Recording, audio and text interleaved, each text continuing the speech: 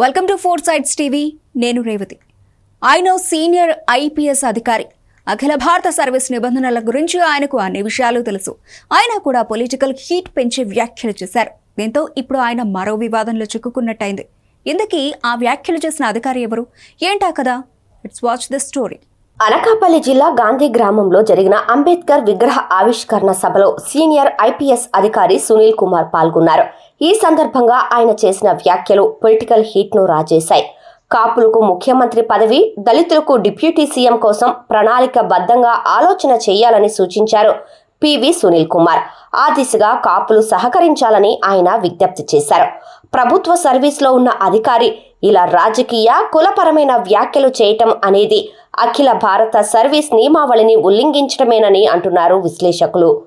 అయితే అఖిల భారత సర్వీస్ నిబంధనలను సునీల్ కుమార్ ఉల్లంఘించారని డిప్యూటీ స్పీకర్ రఘురామకృష్ణంరాజు కేంద్రానికి ఫిర్యాదు చేశారు.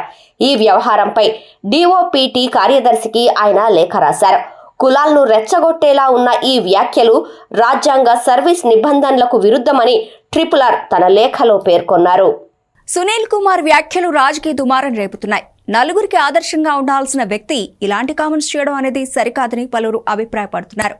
బాధ్యత కల పదవిలో ఉన్నప్పుడు 1కి 4 సార్లు ఆలోచించి మాట్లాడాలనే అభిప్రాయాలు వ్యక్తమవుతున్నాయి.